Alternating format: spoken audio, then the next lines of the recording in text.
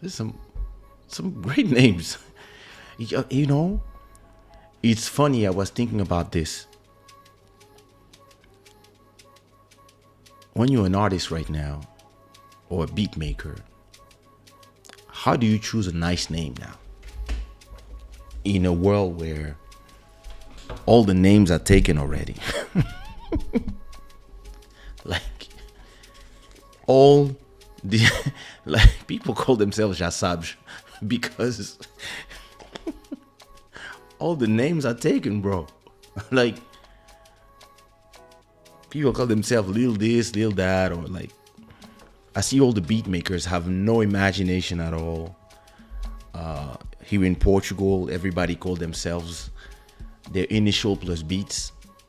So you got IS Beats.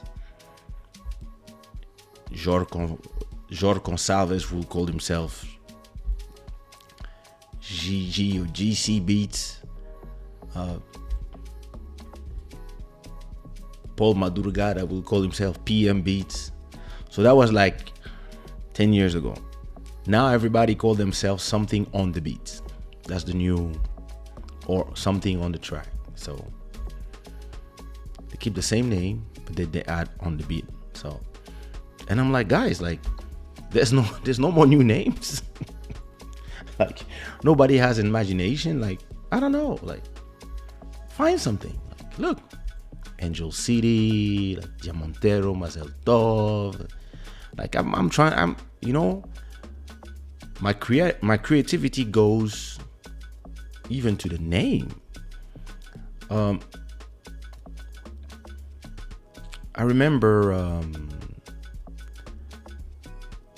when Vanda May wanted, we were about to launch the first single, and she didn't know how to call herself, and her name was Vanda Marisa, and there was already Marisa the Fado singer plus Marisa the Kizomba singer, and she didn't want to. And I was like, yeah, let's think about it. And we ended up finding together. I was like, yo, Vanda May. And that's unique, you know, and that's her name. It's Vanda Marisa, but Vanda May. And to me, it's part of the creation. And it's part of, like, when you want to be a creator, you have to think about all these things. Like, when I was at episode 3 or 4 of Club Shada, and it was called Sushiraw Vibes, I was like, that's not the right name. And I just chose a name like quick, because I was like, no, it has to, you know, it has to sound great. And yeah, I guess people don't even think about those things, and they don't realize how much. I mean, I see so many beat makers. I got this guy, great beat maker, been making remixes for years with me, more than 10 years. His name is Ivan Souza. So his name at that point was ES Beats. And me, I was like, all right. So at that time, I had ES Beats, GS Pro, GC Pro, something Pro, or something Beats. And I was like, and one day it came to me. It was like, yo, I want to change my name. And I was like, yo, if you change your name, we have to change your name in all the releases and all the remixes. And you have, because this is your brand that you're doing. So when you change your brand, especially if you change it in the beginning, it's okay. But if you change it mid-course, yeah, listen, it's I don't know. I believe that if you change your name after like a few years, there's a lot of people, they might not find you because they go to the platform to look for your name. You see what I mean?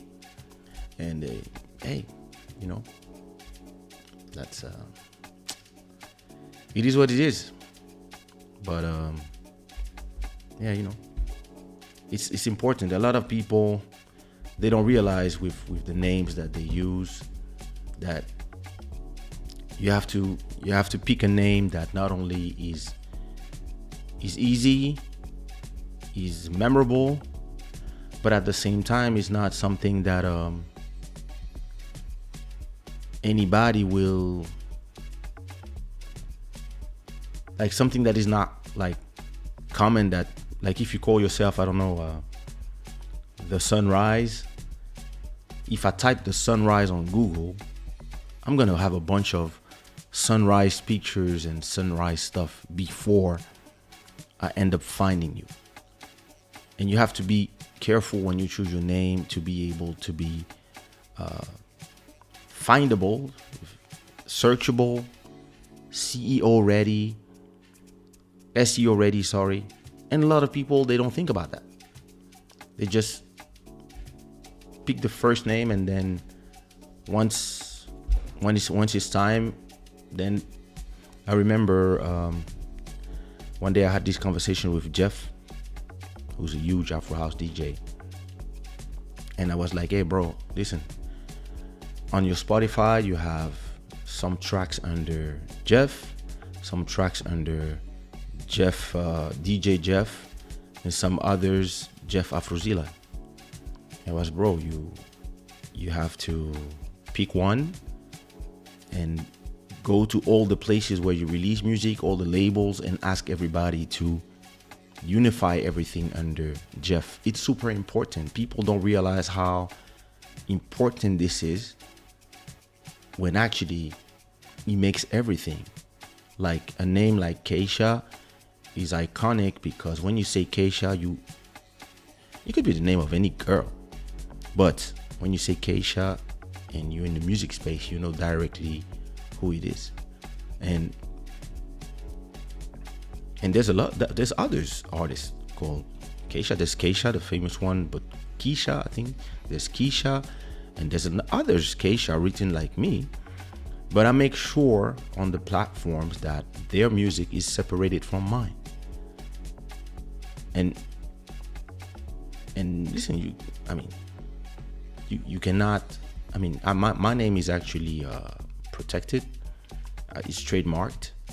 So every 10 years, I just pay for the brand Kaysha, the brand Sushiraw, to be protected so that nobody can come and say, oh, that's my name. But I went through different names before releasing my album. But I had this conversation with myself before releasing my first album. Because if you release 2 albums under one name and then you change. I remember my first name was MC Kem. Kem. Kinshasa Edward Mokolo. And then it was Kaysha. K.SHA. And then it just became Kaysha.